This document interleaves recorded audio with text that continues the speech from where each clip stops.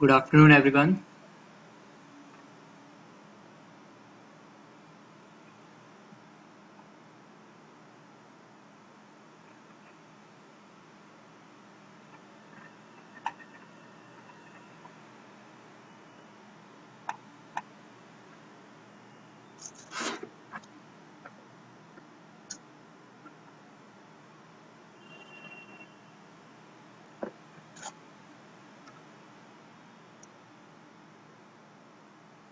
We'll wait for a few minutes to let other students will join.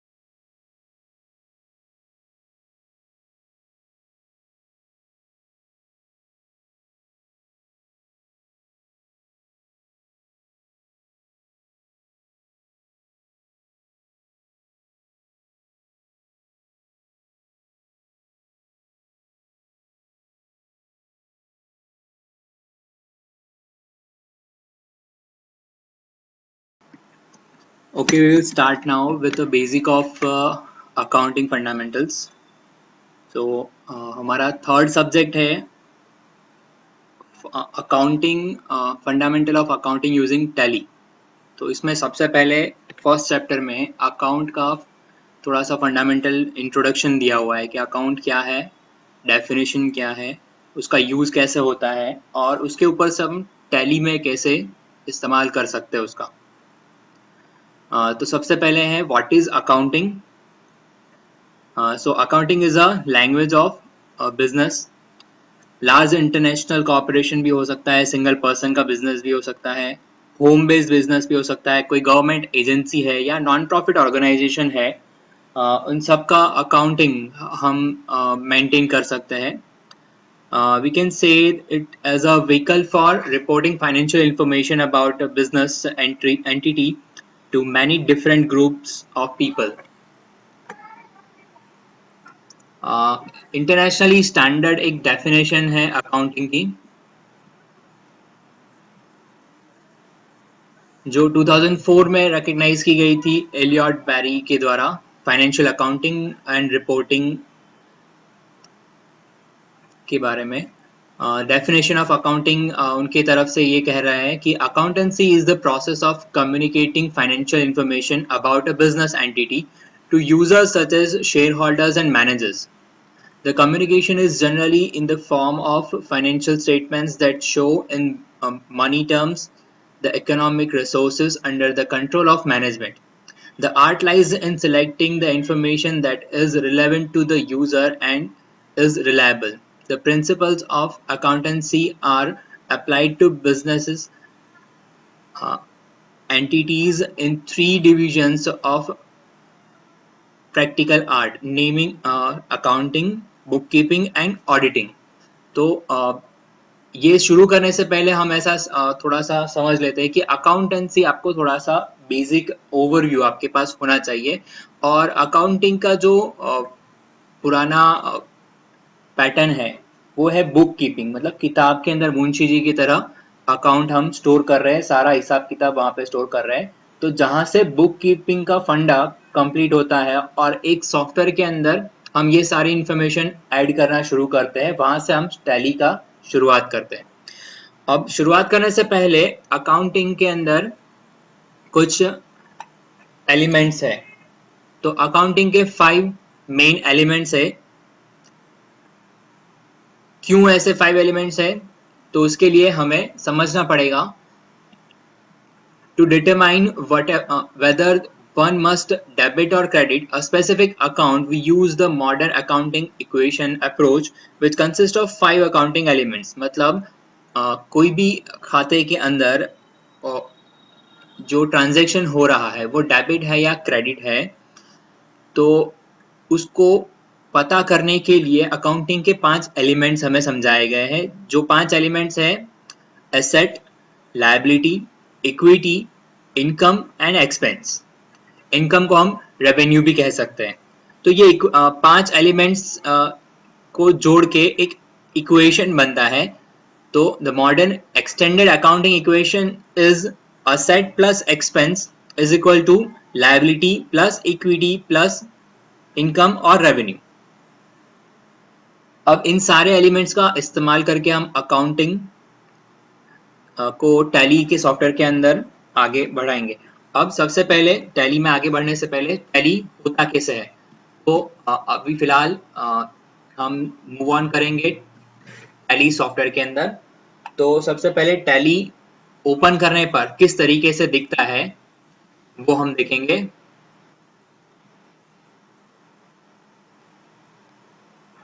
तो अभी आपके सामने जो स्क्रीन है वो है टैली का होम स्क्रीन.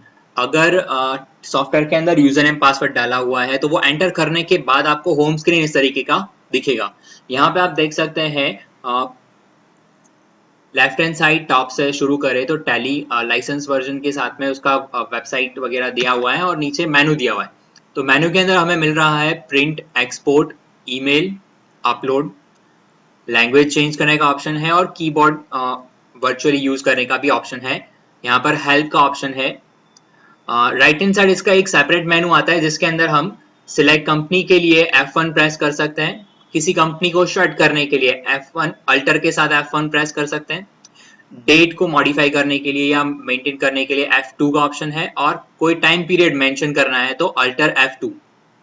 डायरेक्टली किसी कंपनी में जाने के लिए F3, और कंपनी जितनी हमने इस सॉफ्टवेयर के अंदर बनाई हुई है उसका डिटेल देखने के लिए अल्टर F3।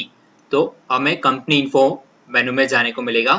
लास्ट में दो ऑप्शन और है, F11 प्रेस करने पर फीचर्स में हम जा सकते हैं, और F12 प्रेस करके कॉन्फ़िगरेशन मेनू में जा सकते हैं। इसके अलावा हमें सामने जो दिख रहा है गेटवे ऑफ टैली है।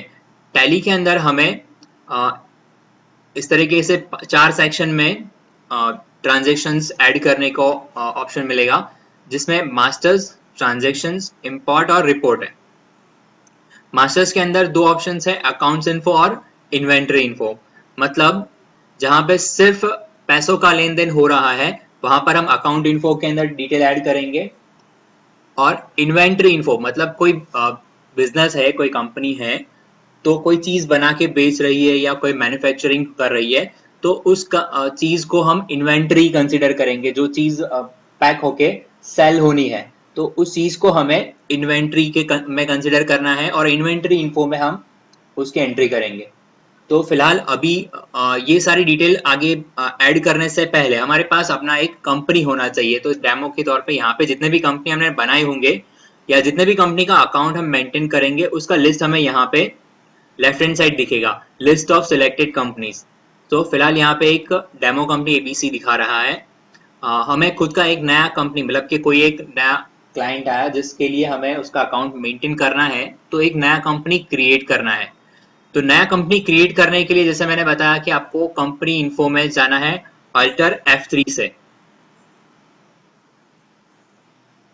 यहाँ पे हम कंपनी इन्फो मेनू में आ गए हैं, इसमें हमें ऑप्शन मिल रहे हैं select company, shirt company, create group company, alter. Alter मतलब कोई कंपनी का डिटेल वगैरह चेंज करना है, एड्रेस है, उसका कोई नाम वगैरह चेंज हो रहा है, ऐसा कुछ है तो उसके कोई भी इनिशियल्स वगैरह चेंज करने के लिए अल्टर में जाके उस कंपनी को चेंज कर सकते हैं। चेंज टैली वॉल्ट, वॉल्ट के अंदर हम उस कंपनी के रिगार्डिंग पासवर्ड वगैरह सेट कर सकते हैं सिक्योरिटी के लिए। स्प्लिट कंपनी मतलब अगर कोई ग्रुप कंपनी है और वो दो हिस्सों में बट रही है, फॉर एग्जांपल पहले हीरो होंडा करके कंपनी थी बाइक के लिए, मोटरसाइकिल का कंपनी था जो दो अलग अलग कंपनी से बना था। हीरो इंडियन कंपनी थी और होंडा जापान की कंपनी थी। तो जब वो दोनों कंपनी इंडिविजुअली डिवाइड हुई तो हीरो कंपनी अलग हुई थी और होंडा कंपनी अलग हुई थी। अगर हमारे पास ऐसा कोई केस आ रहा है कि दो कंपनी में डिवाइड होना है तो हमें स्प्लिट कंपनी में जाके उसका डेटा हमें स्प्लिट करना पड़ेगा, कौन सा ट्रांजेक्शन या कौन से तरीके के वाउचर्स कौन से कंपनी को अलोकेट हो रहे हैं वो हम वहां पे जाके स्पेसिफाई कर सकते हैं।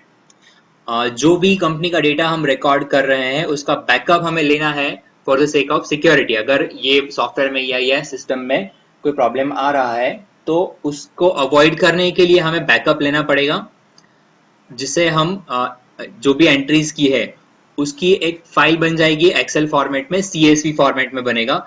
उसको हम किसी और ड्राइव में या ऑनलाइन ड्राइव में सेव कर सकते हैं बैकअप के तौर पे। और वैसे ही रिस्टोर का ऑप्शन है, अगर कोई कंपनी का बैकअप हमारे पास है या कोई कंपनी का रिकॉर्ड पहले से हमारे पास है और उसके ऊपर डायरेक्टली हमें रिपोर्ट जनरेट करने हैं तो रिस्टोर में जाके हमारे पास जो बैकअप है उसको अपलोड करके डायरेक्टली हम उसके अंदर आगे काम शुरू कर सकते हैं। तो सबसे पहले हमारे पास कंपनी होनी चाहिए, तो हम पहला ऑप्शन हम सिलेक्ट करेंगे यहाँ पर क्रिएट कंपनी वाला, जो अल्टर C दबाने से सिर्फ C दबाने से सिलेक्ट होगा। जैसे ही मैंने C प्रेस किया है यहाँ पे कंपनी क्रिएट करने का एक फॉर्म ओपन हुआ है जहां पे हमें कंपनी का डिटेल ऐड करना है। सबसे पहले यहाँ पे दिखा रहा है कंपनी क्रिएशन के अंदर डायरेक्टरी के अंदर एक पाथ दिखा रहा है रास्ता, मतलब कि यहाँ पर ये जो भी कंपनी बनेगी उसका डेटा हमें कहाँ पे स्टोर करने को मिलेगा। तो ये सारा डेटा हमें मिलेगा C ड्राइव के अंदर।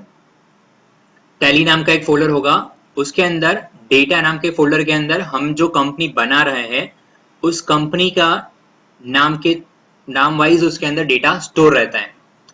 अब सबसे पहले कंपनी का नाम हमें ऐड करना होगा जिस कंपनी का रिकॉर्ड हमें मेंटेन करना है। फॉर एग्जांपल XYZ नाम का कोई कंपनी हम बना रहे हैं।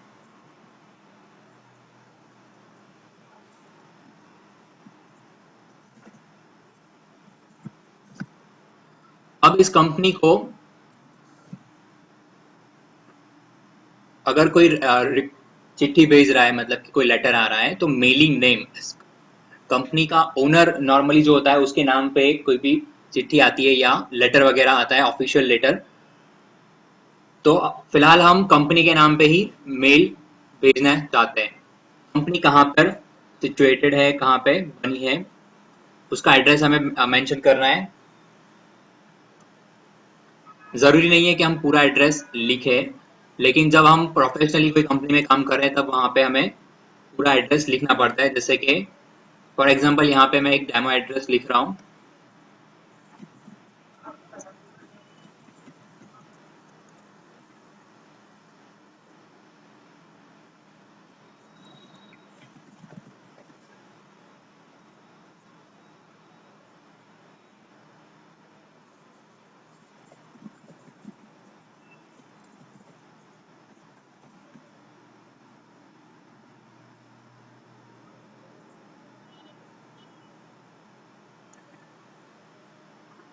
ये एड्रेस लिखने के बाद कंपनी कौन से स्टैट्यूटरी कंप्लायंस के अंडर आ रही है वो हमें बताना है।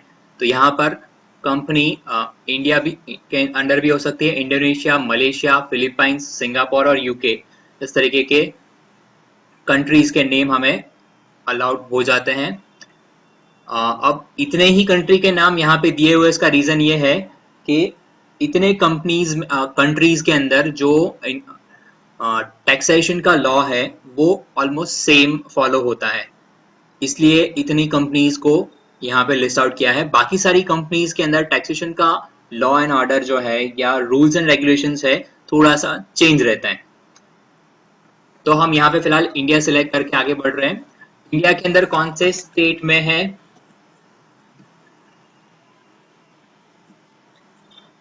स्टेट की सिलेक्ट करने के बाद हमें पिन कोड एंटर करना है।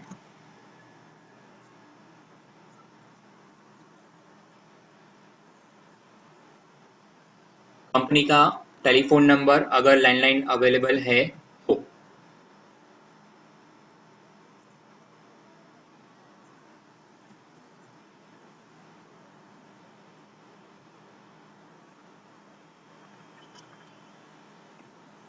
अब basically official email address company का जो है वो यहाँ पे ऐड करना है हमें।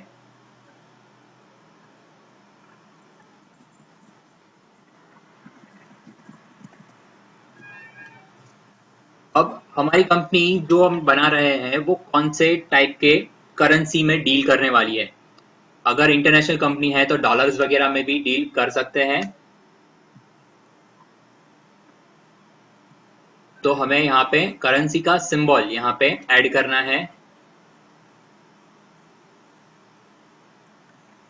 लेकिन हम अभी इंडियन कंपनी क्रिएट कर रहे हैं इसलिए इसका सिंबल रुपीज में ही कंटिन्यू करेंगे। इस कंपनी का हम कौन से तरीके का अकाउंट मेंटेन करने वाले हैं, उसके लिए हमें यहाँ पे ऑप्शंस मिल रहा है अकाउंट्स विद इन्वेंट्री या अकाउंट्स ओनली। तो फिलहाल अगर कोई ऐसी कंपनी है जो सिर्फ फाइनेंशियल ट्रांजेक्शन में डील कर रही है तो हमें सिर्फ अकाउंट ओनली में डील करना है, या कोई इंडिविजुअल पर्सन का अकाउंट मेंटेन करना है तो अकाउंट्स ओनली सिलेक्ट करना है। लेकिन हम फिलहाल कोई एक ऐसी कंपनी बना रहे हैं जो एक इन्वेंट्री या कोई एक चीज बना के सेल करने वाली है, तो इसके लिए हम कंटिन्यू करेंगे अकाउंट्स विद इन्वेंट्री के साथ में। तो इस कंपनी का हम अकाउंट भी मेंटेन करेंगे और इसका इन्वेंट्री जो भी होगा, जो प्रोडक्शन वगैरह है उसका भी रिकॉर्ड रखने वाले हैं। नेक्स्ट ऑप्शन है फाइनेंशियल ईयर फ्रॉम। तो कोई भी फाइनेंशियल ईयर एज पर the law of Indian financial accounting 1 अप्रैल से लेके 31 मार्च तक कोई भी फाइनेंशियल ईयर कंटिन्यू रहता है। और फिलहाल 2020 चल रहा है तो हम फाइनेंशियल ईयर 1 अप्रैल 2020 से स्टार्ट कर सकते हैं। और बुक कीपिंग या बुक बिगिनिंग फ्रॉम भी 2020 अपने आप वो ले लेगा। अब अगर इस कंपनी के लिए हमें पासवर्ड या कोई सिक्योरिटी के लिए यूजर नेम पासवर्ड वगैरह सेट करने हैं तो यहाँ पे कर सकते हैं, लेकिन फिलहाल बेसिकली हम सीख रहे हैं, उसके लिए ये पासवर्ड रखना जरूरी नहीं है। कोई अकाउंटेंसी की फॉर्म में हम अगर जॉब करने जाएंगे तो वहाँ पे सिक्योरिटी के लिए हर कंपनी के लिए यूजर नेम पासवर्ड फिक्स होता है वहाँ पे। अब बेस करेंसी इंफॉर्मेशन के अंदर कुछ ऑप्शंस हमें मिल रहे हैं, जैसे करेंसी सिंबल रुपीज हमने पहले ही सेट किया, इसका ऑफिशियल नेम है, फॉर्मल नेम है Indian rupees. Number of decimal places हम रखेंगे पॉइंट के बाद 2 प्लेसेस, फॉर एग्जांपल हम 99 पैसे। सर आपकी आवाज कट रही है।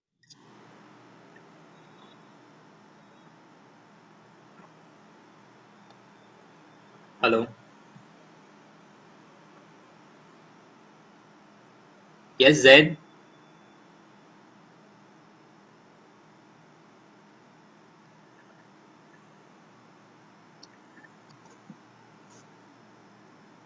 डेसिमल प्लेसेस के बाद हम कंटिन्यू करेंगे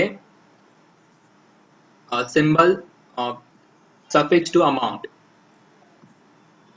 तो रुपीज का सिंबल अमाउंट के बाद नहीं होता है, नॉर्मली जब हम रुपीज लिखते हैं तो रुपीज पहले होता है और उसके बाद अमाउंट लिखी जाती है, तो हम यहाँ पे नो स्पेसिफाई करेंगे। कुछ कंट्री के फाइनेंशियल लॉ इस तरीके से होते हैं कि अमाउंट के बाद रुपीज लिखने पड़ते हैं, इसलिए यहाँ पे एक ऑप्शन दिया हुआ है सिंबल फॉर डेसिमल पोर्शन जो होगा पैसे, मतलब पॉइंट के बाद जो भी ऑप्शन जो भी अमाउंट हम लिखने वाले हैं उसको पैसे में कंसिडर किया जाएगा। नेक्स्ट ऑप्शन है शो अमाउंट इन मिलियंस। तो क्या हमें जो भी अमाउंट है मिलियन में दिखानी है या लैक्स में दिखानी है, तो अभी हम normally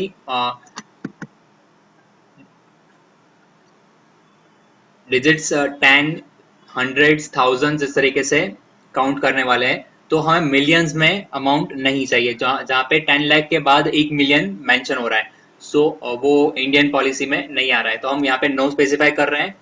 put a space between amount and symbol, yes. तो रुपीज लिखने के बाद एक स्पेस देने के बाद हम अमाउंट लिखते हैं। Decimal place for printing amounts in words. तो जब अमाउंट लिखी जाएगी तो पॉइंट के बाद जितने डिजिट होंगे उसमें से कितने डिजिट के लिए वो वर्ड्स में कन्वर्ट करेगा, तो उसके लिए हम पॉइंट के बाद 2 डिजिट के लिए वर्ड में कन्वर्ट करें। इतना लिखने के बाद जैसे हम एंटर कर रहे हैं, यहाँ पे ऑप्शन आ रहा है एक्सेप्ट यस और नो, तो हम वाई प्रेस करके एक्सेप्ट कर रहे हैं, ये कंपनी क्रिएट होगी इस तरीके से।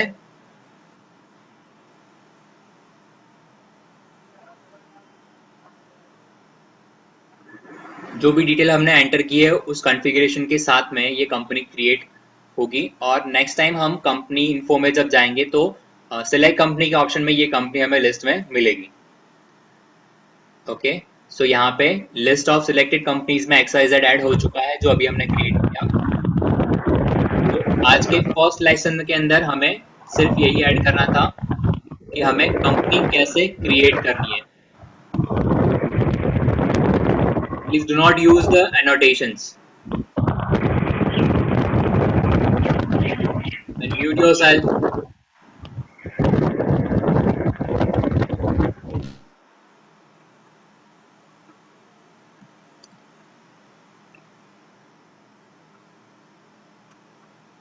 So, इसके साथ हम अपना फर्स्ट लेसन यहाँ पे कंप्लीट कर रहे हैं।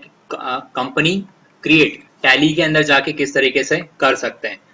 एक बार कंपनी क्रिएट करने के बाद हम सिलेक्ट कंपनी के ऑप्शन में जाएंगे तो हमें जितने भी कंपनी क्रिएट की हुई है उसका लिस्ट मिल जाएगा। ABC एंड XYZ अभी फिलहाल ये कंपनी यहाँ पे अवेलेबल है, और जैसे स्टार्टिंग में कंपनी क्रिएट करने के टाइम पर हमें ऑप्शन मिला था डायरेक्टरी का, यहाँ पे C ड्राइव के अंदर टैली नाम के फोल्डर में डेटा फोल्डर में ये ऑप्शन मिल रहा है।